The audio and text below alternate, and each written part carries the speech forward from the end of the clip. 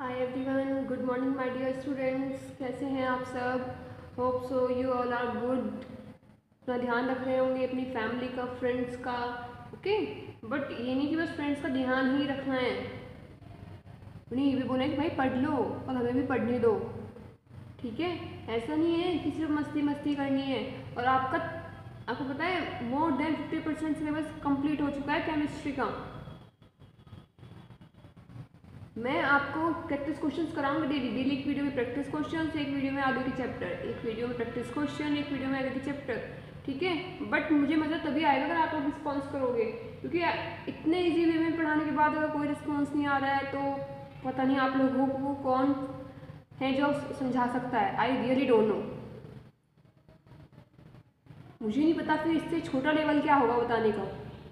बिल्कुल बच्चों वाले लेवल पे बता रही हूँ मैं एक एक चीज़।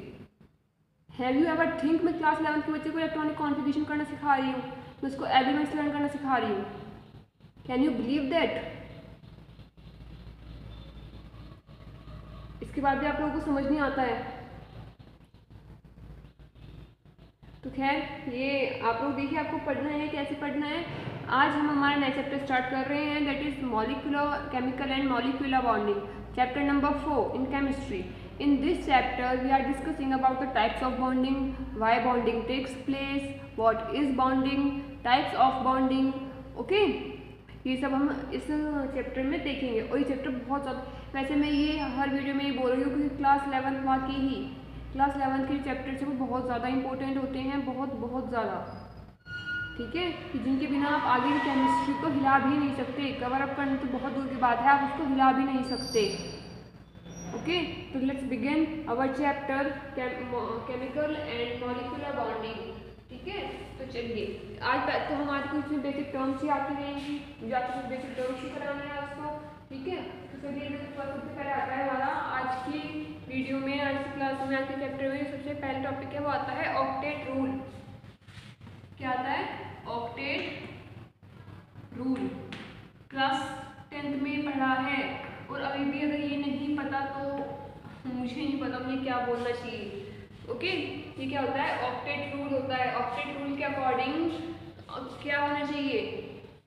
बताइए क्या होना चाहिए ऑक्टेट रूल के अकॉर्डिंग? ऑक्टेट रूल क्या बोलता है, क्या कहता है ऑक्टेट रूल? इलेक्ट्रॉनिक कॉन्फ़िगरेशन करके आ चुके हैं, देख चुके हैं, सब कुछ इजीली बता सकते हैं। ऑक्टेट, ऑक्टेट का मतलब होता है 8।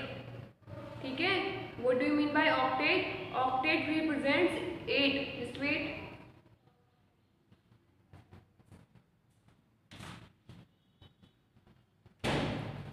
ओके, तो 8 रूल क्या बोलता है? अब सपोज कीजिए मेरा एक एलिमेंट है क्लोरीन। ठीक है, इलेक्ट्रॉनिक कॉन्फ़िगरेशन 2 8 7। जब क्लास 10th का स्टैंडर्ड है उसके अकॉर्डिंग बता रही हूँ मैं। क्लोरीन का इलेक्ट्रॉनिक कॉन्फ़िगरेशन होता है 2 8 17। एटॉमिक नंबर क्या होता है? 17। अब मुझे इस पे ऑक्टेट रूल अप्लाई करना है। ठीक है, क्या करना है? Octet rule apply. Octet rule क्या कहता है कि हर एलिमेंट एक्सेप्ट हाइड्रोजन और helium, all the elements in the periodic table tends to complete their valence shell. ठीक है, जिसमें भी हमारा लास्ट इलेक्ट्रॉन आता है, सपोज ये है, यहाँ पे आप एन ले लीजिए 2 8 1, कैल्शियम ले लीजिए 2 8 8 2। ठीक है, जिसमें भी लास्ट इलेक्ट्रॉन आता है, ठीक है ना, ये इसकी क्या होती है? वैलेंस शेल होती है। These are known as the valence shell. इनको क्या बोलते हैं? वैलेंस शेल बोलते हैं, क्योंकि इसमें क्या होता है? आउटर मोस्ट इलेक्ट्रॉन में इलेक्ट्रॉन्स फिल होते हैं। जो इलेक्ट्रॉन्स लास्ट में आते हैं, जिस शेल में लास्ट में इलेक्ट्रॉन्स आ रहे हैं उसे हम क्या कहते हैं? वैलेंस शेल कहते हैं, या फिर आउटर मोस्ट शेल भी बोलते हैं। क्या बोलते हैं? Outermost shell. ठीक है, क्या बोलेंगे इसको? आउटर मोस्ट शेल बोलते हैं। और ये हमारे क्या है? Valence electron. ये तो मेरी शेल्स हैं, and these are my valence electrons. Valence electrons. ठीक है, तो ऑक्टेट रूल क्या कहता है? That each every atom or each and every element tends to complete its 8 electron. जितने भी हमारे क्या होते हैं एलिमेंट्स होते हैं वो अपने 8 इलेक्ट्रॉन कंप्लीट करना चाहते हैं। जैसे कि ये 7 है, इसके पास 7 है ना, ये अपने 8 इलेक्ट्रॉन कंप्लीट करना चाहता है। तो इसके पास यहाँ पे 2 वेज अराइज होते हैं। आइदर ये क्या करे, अगर इसने किसी को देखिए, अगर इसने किसी को 7 दे दिए, अगर इसने किसी को 7 दे दिए तो इलेक्ट्रॉनिक कॉन्फ़िगरेशन 2 8 रह जाएगा, तो यहाँ पे भी 8 आ गया है। ठीक है, या एक वे क्या है कि ये कहीं से ले लें, अगर ये हो जाए 2 8 8, अगर ये किसी से एक इलेक्ट्रॉन को 1 इलेक्ट्रॉन को गेन कर ले तो भी ये पॉसिबिलिटी है, 2 पॉसिबिलिटीज अराइज होती है। But now my question is that क्या 7 देना इजी है या 1 लेना इजी है? 7 इलेक्ट्रॉन्स को डोनेट करना इजी रहेगा या 1 इलेक्ट्रॉन को रिसीव करना इजी रहेगा? आप खुद देखिए कि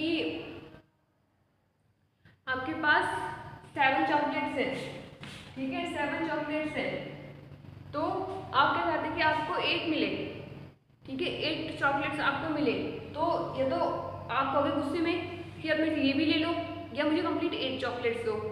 यही होता है ना जब हमारे सिबलिंग्स से लड़ाई हो जाती है, तो एक लेना इजी है या 7 चॉकलेट्स को देना इजी है? आप 1 चॉकलेट लेना प्रीफर करोगे या 7 चॉकलेट्स डोनेट करना प्रीफर करोगे? कॉमन सेंस है भाई, 1 चॉकलेट लेना ही प्रीफर करेंगे क्योंकि उसमें एनर्जी कम है। ठीक है, तो यहाँ पे भी यही होता है, क्या करेगा 1 इलेक्ट्रॉन रिसीव कर लेगा। But if I talk about Na, अगर मैं Na की बात करती हूँ यहाँ पे, तो Na का इलेक्ट्रॉनिक कॉन्फ़िगरेशन मेरा क्या है सोडियम का 2 8 1, ठीक है, क्या होता है 2 8 1। अब इसको भी अपने 8 कंप्लीट करने हैं, इसके लिए भी 2 पॉसिबिलिटीज अराइज होती है, आइदर गेन और आइदर लॉस। चाहे तो वो अपने इलेक्ट्रॉन्स को लॉस कर दे और चाहे वो अपने इलेक्ट्रॉन्स को गेन कर ले। गेन करने में क्या होगा 2 8 8, वो 7 इलेक्ट्रॉन्स रिसीव कर लेगा। ठीक है, क्या कर लेगा वो 7 इलेक्ट्रॉन्स रिसीव कर लेगा। एंड हियर तो क्या करेगा 7 इलेक्ट्रॉन्स 1 इलेक्ट्रॉन डोनेट करके 2 8 की स्टेबल फॉर्म में आ जाएगा। क्या हुआ 2 8 की स्टेबल फॉर्म में आ जाएगा। तो इसके लिए इजी प्रोसेस क्या है, इसके लिए क्या इजी है, इसके लिए ये नियर बाय है ना, सिर्फ ये याद रखिए नियर बाय प्रोसेस होता है। ठीक है, जो नियर बाय प्रोसेस होता है वो होता है यहाँ पे, ये देखिए ये 1 है, तो 1 से तो ये मतलब 8 लेना पॉसिबल नहीं है, 7 लेना पॉसिबल नहीं है, 1 डोनेट करना पॉसिबल है, लेकिन 7 डोनेट करना पॉसिबल नहीं है। जैसे 7 कोई दे नहीं सकता वैसे ही 7 कोई ले भी नहीं सकता। ठीक है ना, जैसे 7 अरे सिंपल सा है, जैसे कोई हमें 7 लाख रुपए नहीं दे सकता ना, ऐसे ही कोई 7 लाख रुपए किसी से ले भी नहीं सकता। उसके लिए भी ना एक बहुत स्ट्रॉन्ग विल चाहिए, किसी से 7 लाख रुपए लेने के लिए। किसी में तो एक परिवार तो कोई 7 लाख देने के लिए तैयार ही नहीं होगा, लेकिन लेने वाला भी तैयार होगा। कोई दे भी रहा है तो वो उस पर इंटरेस्ट भी लगाएगा, सब कुछ लगाएगा। तो वही तो बात है कि जो चीज़ ले नहीं सकते वो दे भी नहीं सकते। ठीक है, ये क्या कर रहा है 1 इलेक्ट्रॉन का गेन कर रहा है, वैसे ही वो 1 इलेक्ट्रॉन का लॉस कर रहा है। 8 इलेक्ट्रॉन्स ही ज़रूरी होते हैं क्योंकि स्टेबल फॉर्म होती है। जितनी भी मैंने आपको 4 शेल्स पढ़ाई हैं KLMN, सिर्फ K शेल में 2 इलेक्ट्रॉन्स होते हैं, as I already told you in the board structure. बाकी सभी शेल्स में मिनिमम 8 इलेक्ट्रॉन्स की रिक्वायरमेंट होती है कि उन्हें स्टेबल होने के लिए 8 इलेक्ट्रॉन्स चाहिए ही चाहिए। ठीक है, कितने इलेक्ट्रॉन्स चाहिए उन्हें 8 इलेक्ट्रॉन्स चाहिए। और अब कौन कितने इलेक्ट्रॉन्स दे सकता है या कितने इलेक्ट्रॉन्स ले सकता है, कौन कितने इलेक्ट्रॉन दे रहा है या कितने इलेक्ट्रॉन ले रहा है, वही उसकी क्या होती है वैलेंसी होती है। नहीं सॉरी, कितने इलेक्ट्रॉन्स की उसको ज़रूरत है। ठीक है, कितने इलेक्ट्रॉन्स की उसको ज़रूरत है स्टेबल होने के लिए, यही क्या होती है उसकी वैलेंसी। जैसे कि इसको स्टेबल होने के लिए क्या करना है 1 डोनेट करना है, तो इसकी वैलेंसी क्या होगी 1 होगी। और ऐसे ही क्लोरीन है, क्लोरीन को क्या करना है 1 की रिक्वायरमेंट है।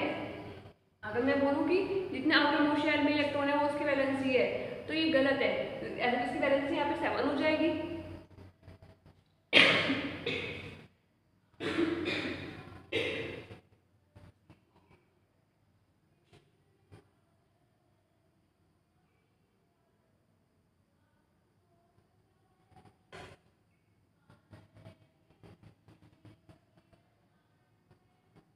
तो यहाँ पे इसकी वैलेंसी 7 हो जाएगी ना, और यहाँ पे इसकी वैलेंसी 1, तो इज इट राइट? नो। जितने आउटरमोस्ट शेल में इलेक्ट्रॉन होते हैं वो उसके वैलेंस इलेक्ट्रॉन होते हैं, बट वैलेंसी नहीं होती। वैलेंसी होती है कि वो कितने इलेक्ट्रॉन्स दे सकता है, कितने इलेक्ट्रॉन्स ले सकता है, दैट्स कॉल्ड इट्स वैलेंसी। तो यहाँ पे ये 1 इलेक्ट्रॉन का लॉस कर सकता है, 1 इलेक्ट्रॉन को लॉस कर सकता है, तो इसकी वैलेंसी हुई 1, और ये 1 इलेक्ट्रॉन का गेन कर सकता है, तो यहाँ पे इसकी वैलेंसी भी हुई 1। ओके, तो अब समझ में आया आपको ऑक्टेट रूल? ऑक्टेट रूल के अकॉर्डिंग हर एलिमेंट अपने स्टेबल इलेक्ट्रॉनिक कॉन्फ़िगरेशन में आना चाहता है, ठीक है। वो अपने 8 इलेक्ट्रॉन्स पूरे करता है हमेशा आउटर मोस्ट शेल में, either by gaining the electrons और either by losing the electrons, ठीक है। तो ये क्या होता है? ऑक्टेट रूल होता है। क्या कहलाता है ये? Octet rule. ऑक्टेट रूल किसने दिया था मेरा? ऑक्टेट रूल दिया था साइंटिस्ट बाय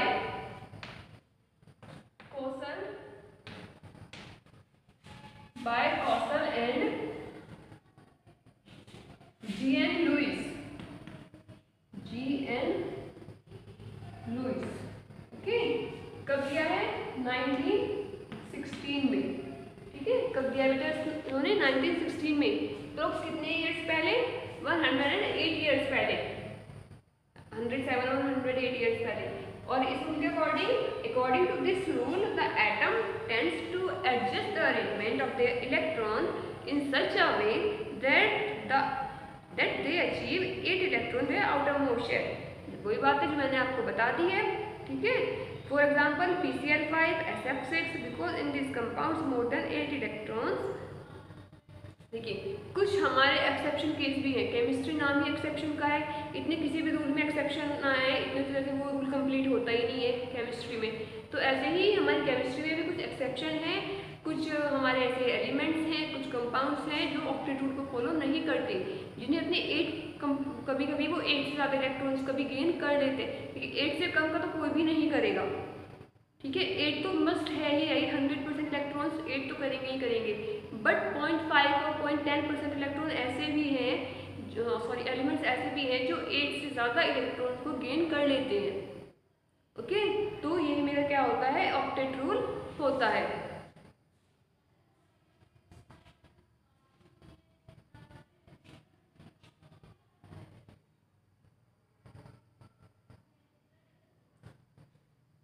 देखिए, ऑक्टेट रूल को हम कैसे लिख सकते हैं? ये मैंने आपको बता ही दिया है, कॉसल ने दिया था ये। Okay, according to this rule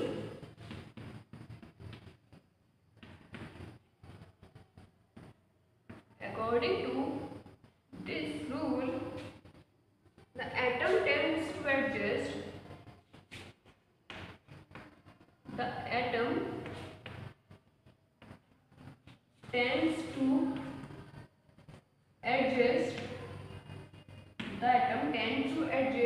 the arrangement of the electrons, the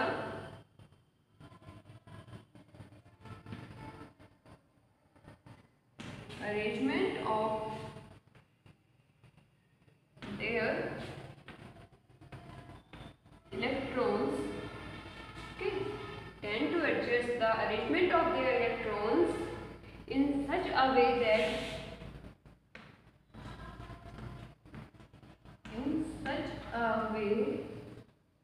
that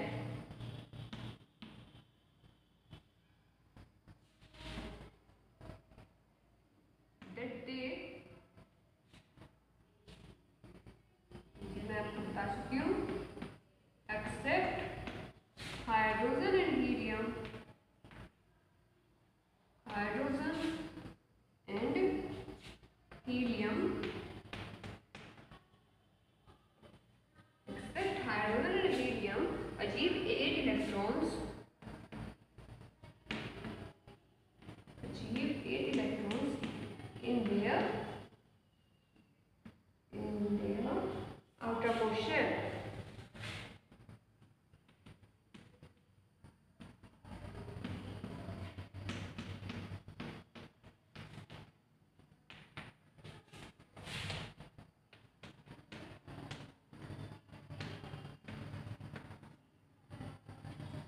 is known as octet rule.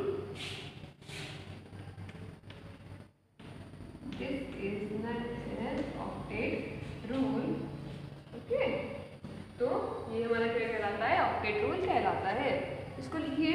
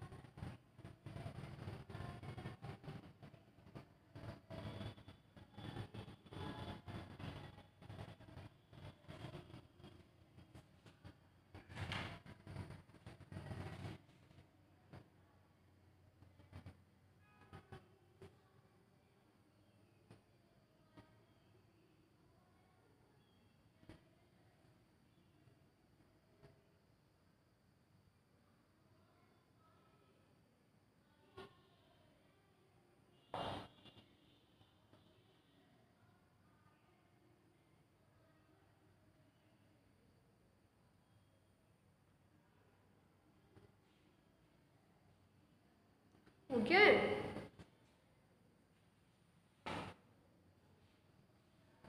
चलिए अब हम आगे चलते हैं। जैसे मैं आप लोगों को बता चुकी हूँ अबाउट वैलेंसी, तो चलिए वैलेंसी के मैं पहला कुछ एग्जांपल्स करा देती हूँ, देन अबाउट देयर स्टेटमेंट।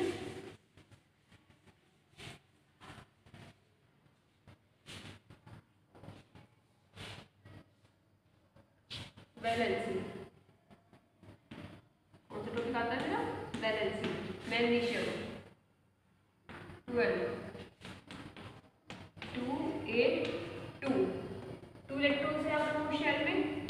इसकी वैलेंस शेल कौन सी है? एम क्या है? इसकी वैलेंस शेल है। कितने इलेक्ट्रॉन्स है वैलेंस शेल में? 2 इलेक्ट्रॉन्स है। तो इसकी वैलेंसी क्या होगी? इसको 8 कंप्लीट करने हैं। 8 - 2 = 6। ओके, तो क्या 6 इलेक्ट्रॉन्स लेना इजी है या 2 डोनेट करना इजी है? 2 देखिए, अगर ये 2 डोनेट कर सकता है तो इसकी वैलेंसी होगी 2, और अगर ये 6 एक्सेप्ट कर सकता है तो इसकी वैलेंसी होगी 6।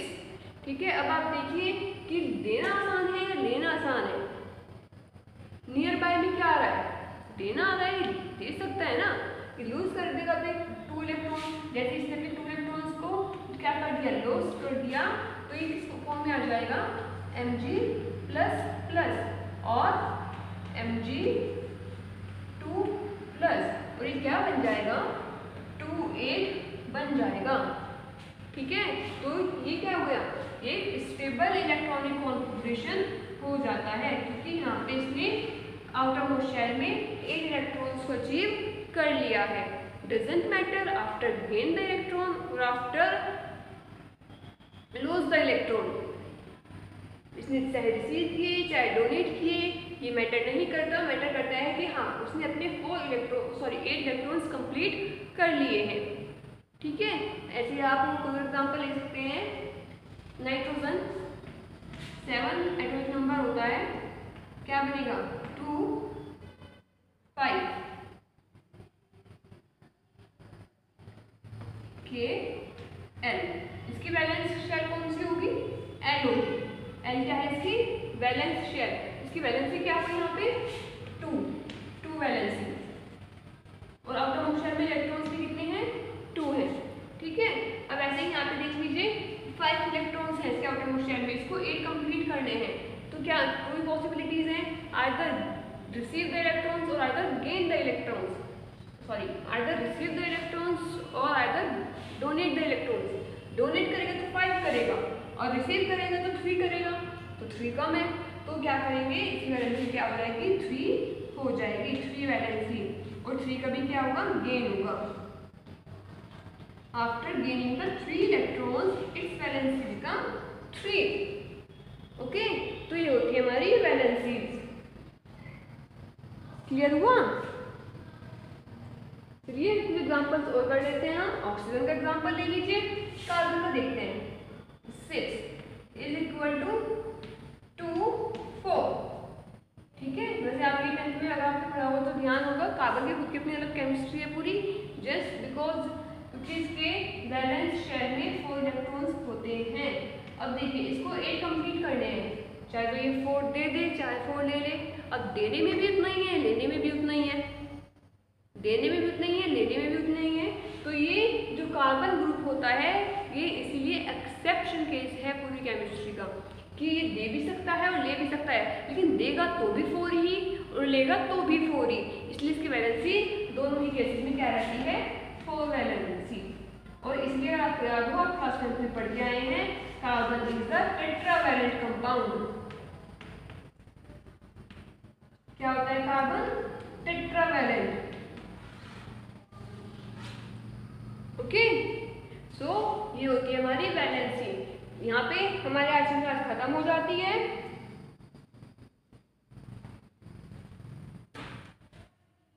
आप में से किसी को कोई भी प्रॉब्लम है any time in anywhere, वो मुझसे पूछ सकता है।